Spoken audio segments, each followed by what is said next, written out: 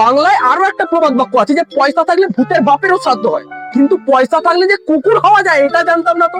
তার কারণ সম্প্রতি একটা খবর পাওয়া যাচ্ছে যে একজন বিজনেসম্যান 220 কোটি টাকা খরচা করে নিজেকে মানুষ থেকে কুকুরে রূপান্তরিত করেছে। না মানে এটা আমি শুনেছিলাম যে পৃথিবীতে এমন কিছু কিছু মানুষ আছে যাদের মাথায় বিকৃত ধরনের সব ফ্যান্টাসি ঘুরে বেড়ায়, কিন্তু এটা কি ফ্যান্টাসি, মানুষ থেকে কুকুর। আর ডাক্তারগুলো বলিহারি করেও দিল কুকুর, ধরে বাংলাঘাটে ভর্তি করে দেওয়ার দরকার ছিল তো। আর একটা দুটো টাকা নয়, 220 কোটি টাকা। এই 220 কোটি টাকা 220 জন মানুষকে যদি দান করতো তাহলে সেই 220 জন লোক বলতে পারতো আমরা কোটিপতি। আচ্ছা এই ব্রিডটার নাম কি হবে? ডরম্যান না হিউম্যান শেপার্ড। ছোটবেলায় যখন পড়তে বসতাম মা বলতো ভালো করে পড়, বড় হয়ে মানুষ হবি। এর মা হয়তো অন্য কিছু বলেছে। না মানে আমাদের মানুষ সমাজ তো বুঝতে পারলো যে কি করে কুকুর হলো, কিন্তু কুকুর সমাজের কাছে তো এটা একটা এলিয়েন।